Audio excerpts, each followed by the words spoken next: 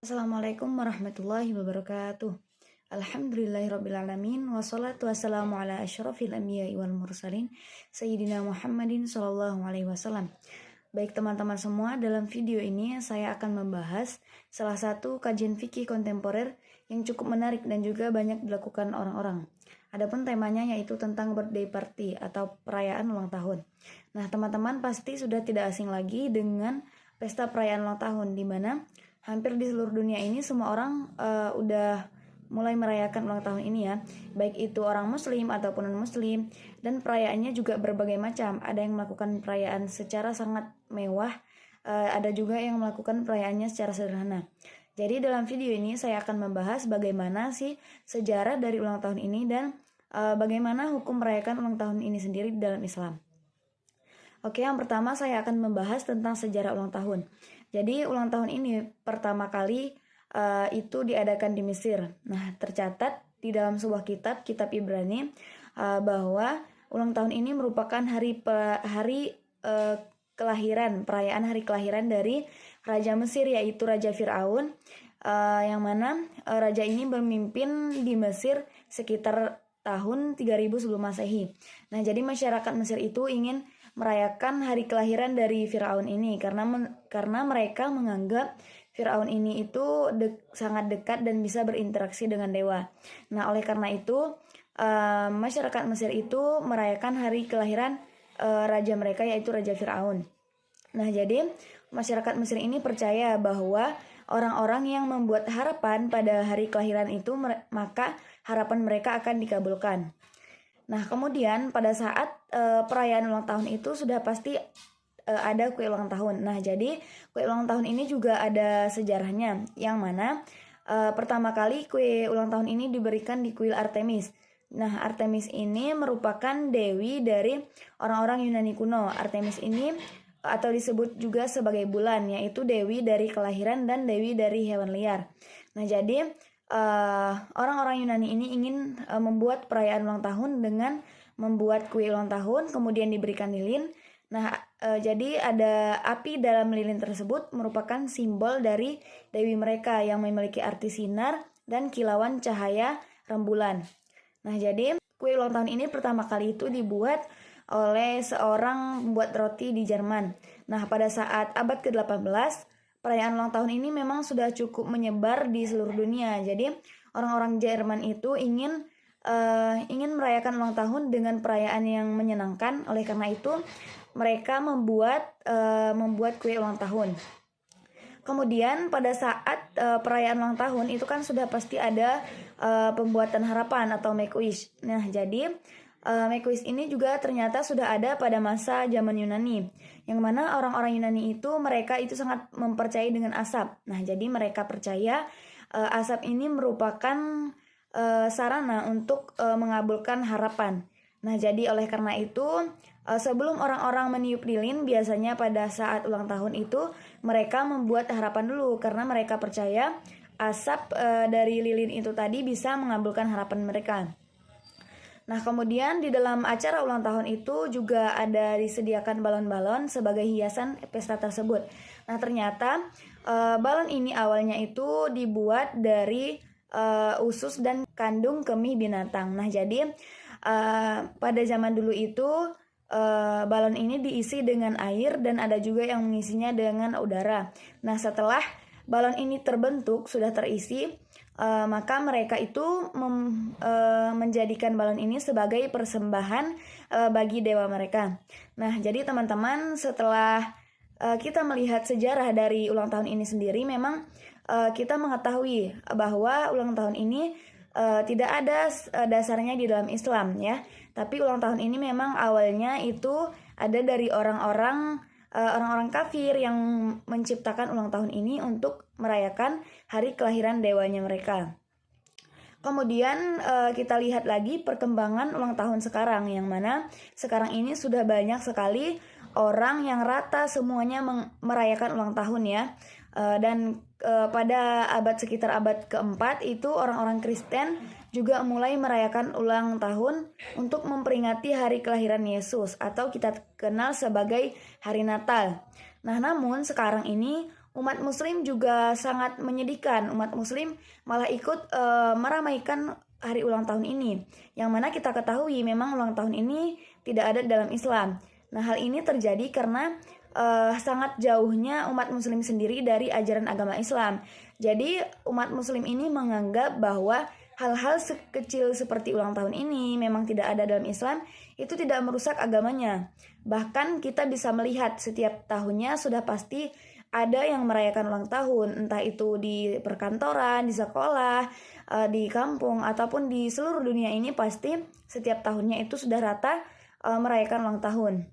Dan yang lebih menyedihkan lagi, orang-orang muslim ini merayakan ulang tahun itu dengan menghususkan ibadah. Nah, jadi kita sebagai umat Nabi Muhammad, seharusnya kita itu menjadikan Nabi itu sebagai petunjuk dan benar-benar teladan kita. Dan kita bisa mengerjakan apa yang diperintahkan dan mengamalkannya dalam kehidupan kita sehari-hari ya. Tidak mengikut-ngikuti apa yang tidak pernah dilakukan Rasulullah kepada kita. Adapun hukum melaksanakan ulang tahun ini menurut Lembaga Fatwa Arab, itu mereka mengharamkan ulang tahun ini. Nah, ada beberapa ketentuan. Yang pertama, biasanya orang merayakan ulang tahun itu menghususkan ibadah. Nah, hal ini tentu saja bermasalah ya, karena memang Nabi kita tidak pernah atau dalam agama kita sendiri itu tidak pernah ada syariat yang mengajarkan menghususkan satu hari untuk beribadah. Nah, kita itu boleh beribadah setiap hari, entah itu bersedekah, mengayomi anak yatim, kemudian berzikir, berdoa bersama, itu boleh. Tetapi kita tidak boleh menghususkannya hanya satu hari saja. Alangkah ruginya jika kita melakukan ibadah hanya pada satu hari saja kita khususkan. Tetapi memang kita dalam Islam ini, kita dianjurkan untuk selalu beribadah, untuk mendekatkan diri kita kepada Allah, untuk mempersiapkan amalan kita. Nah, jadi karena hal tersebut memang tidak ada penghususan ibadah, maka hal tersebut termasuk ke dalam kategori bid'ah ya. Sebagaimana Rasulullah SAW bersabda, Bismillahirrahmanirrahim, Man amila amalan laisa alaihi amruna fahuwa raddu, yang artinya barang siapa yang melakukan amalan atau ibadah yang ajarannya bukan berasal dari kami, maka amalan tersebut tertolak. Hadis riwayat Muslim. Nah, dari hadis ini kita dapat mengambil kesimpulan bahwa memang apabila kita melakukan sesuatu pekerjaan yang memang tidak ada dicontohkan oleh Rasulullah atau disyariatkan dalam agama kita, maka amalan tersebut termasuk ke dalam kategori bid'ah. Kemudian yang kedua, melaksanakan ulang tahun hanya untuk ajang bersenang-senang saja. Nah, jadi banyak sekali orang-orang muslim ini, mereka merayakan ulang tahun untuk bersenang-senang. Jadi mereka menganggap boleh melaksanakan ulang tahun asal tidak mengaitkan dengan ibadah seperti yang sudah dijelaskan tadi. Nah, hal ini juga sangat keliru sekali ya, karena memang jika memang ulang tahun ini tidak dikaitkan dengan ibadah, memang tidak boleh dilakukan. Kenapa? Karena memang di dalam agama Islam sendiri kita itu dianjurkan atau diajarkan agar tidak bermewah-mewahan, tidak menghabiskan harta ke jalan yang tidak benar. Nah, alangkah lebih baiknya juga kita memberikan harta kita itu untuk hal-hal yang positif, yang bisa memberikan manfaat kepada kita kelak. Nah, jadi hal ini memang juga bisa merugikan diri kita sendiri. Nah, jadi ada riwayat dari Anas bin Malik radhiyallahu anhu, ia berkata bahwa di zaman dahulu itu kaum jahiliyah setiap tahunnya itu mempunyai 2 hari untuk bersenang-senang. Kemudian setelah Rasulullah datang ke Madinah, Rasulullah berkata kepada mereka, bukankah kalian dulu mempunyai 2 hari untuk bersenang-senang semata? Nah, Allah telah menggantikan hari itu dengan 2 hari yang sangat besar, yaitu Idul Fitri dan Idul Adha. Hadis riwayat Bukhari dan An-Nasa'i. Jadi dari hadis ini kita dapat mengambil kesimpulan bahwa Rasulullah itu memang melarang umatnya untuk bersenang-senang pada hari-hari tertentu. Karena memang dalam Islam ini sendiri kita sudah diberikan hari besar untuk bersenang-senang, yaitu pada saat hari Idul Fitri dan Idul Adha. Nah, melihat kaum-kaum jahiliyah ini, melihat keadaan kita sekarang ini yang bersenang-senang pada hari ulang tahun, pada satu hari pada saat berulang tahun dengan merayakan pesta, membeli makanan, bermewah-mewahan, hal ini tentu saja menyamakan kita dengan kaum-kaum jahiliyah dulu. Kemudian alasan tidak bolehnya orang Islam itu berulang tahun karena memang ada unsur tasyabbuh, yaitu menyerupai orang-orang kafir. Nah, jadi kita lihat sekarang ini banyak orang-orang yang merayakan ulang tahun. Orang memang kita muslim ya, jadi dia merayakan ulang tahun itu misalnya memakai hijab, tetapi dia memakai pakaian yang membentuk tubuhnya, menampakkan lekuk tubuhnya. Nah, hal ini kan memang kita mengikuti orang-orang kafir. Bagaimana gaya orang kafir? Misalnya berulang tahun dengan membeli makanan, misalnya membuat minuman seperti sirup, sengaja dibuat berwarna ungu biar keren, biar sama kayak anggur-anggur gitu, biar keren. Nah, ini kan mengikuti sekali dengan orang-orang kafir. Kemudian di dalam ulang tahun ini kan sudah pasti ada bercampur baur antara laki dengan perempuan yang tidak ada batasan. Nah, hal ini sangat dilarangkan. Nah, kita tahu sebenarnya hal-hal tersebut itu dilarang dalam agama kita, tetapi kenapa kita masih mengerjakan hal tersebut? Nah, padahal di dalam agama sendiri itu sudah sangat ditekankan sekali bahwa tidak bolehnya kita bertasyabbuh atau mengikuti orang-orang kafir. Sebagaimana tentang tasyabbuh ini Rasulullah bersabda, Bismillahirrahmanirrahim, man tasyabbahu biqaumin fahuwa minhum, yang artinya barang siapa yang mengikuti suatu kaum maka dia termasuk bagian dari kaum tersebut. Hadis riwayat Abu Daud.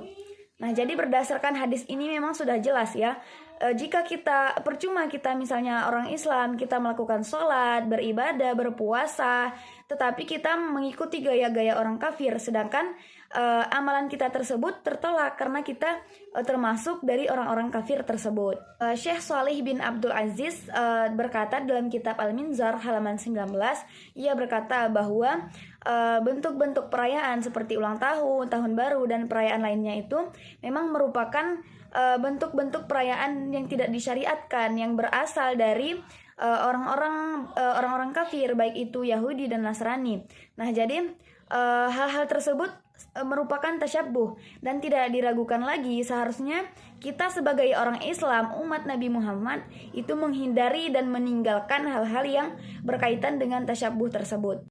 Jadi kesimpulan yang dapat kita ambil bahwa perayaan ulang tahun di dalam Islam itu memang sangat dilarang, baik itu perayaannya berbentuk ibadah ataupun ajang bersenang-senang. Karena memang dalam syariat kita sendiri itu tidak ada syariat yang menunjukkan penghususan hari-hari tertentu untuk beribadah ataupun bersenang-senang sendiri. Nah, kemudian dalam pesta ulang tahun ini itu mempunyai unsur tasyabbuh yang mana bisa membawa kita menjadi ikut-ikutan terhadap orang kafir yang tidak ada awalnya dari kita. Dan memang ulang tahun ini awalnya juga dari orang-orang kafir yang mana mereka merayakan ulang tahun untuk memperingati hari kelahiran dewa mereka. Nah, kemudian di dalam ulang tahun ini juga ada biasanya orang meminta doa untuk memanjangkan umur secara mutlak. Nah, hal ini juga sangat bermasalah. Kenapa? Karena percuma saja kita meminta umur kita panjang, tetapi kita hidup di dunia ini hanya untuk bermaksiat, tidak melakukan ibadah, mengerjakan kewajiban kita kepada Allah. Justru itu akan merugikan diri kita sendiri karena mempersulit kita di akhirat kelak. Nah, memang ada sebagian ulama yang membolehkan ulang tahun ini karena untuk beribadah, misalnya untuk saling mendoakan kebaikan, asalkan tidak berfoya-foya. Namun kita lihat zaman sekarang ini banyak sekali, bahkan sangat jarang ya orang melakukan pesta ulang tahun ini dengan sangat sederhana. Kebanyakan memang sekarang orang merayakan ulang tahun atau birthday party ini mengikuti gaya-gaya yang orang kafir yang sangat bermewah-mewahan. Jadi mereka memakai pakaian yang membentuk lekuk tubuhnya, kemudian meniup lilin, membuat harapan sebelum meniup lilin, kemudian membeli makanan atau minuman yang menyerupai makanan terlarang biar keren, kemudian ada unsur ikhtilaf. Nah, tanpa mengingat bahwa berkurangnya umur dan amal kita. Apa amal yang udah kita persiapkan untuk di akhirat kelak. Nah, jadi hal ini, jika melihat hal ini, lebih baik kita tidak melakukan atau meninggalkan, menghindari merayakan pesta ulang tahun tersebut. Karena memang bisa merugikan bagi diri kita sendiri. Jadi mungkin hanya ini yang dapat saya jelaskan. Lebih dan kurangnya saya mohon maaf. Wabillahi taufik wal hidayah. Assalamualaikum warahmatullahi wabarakatuh.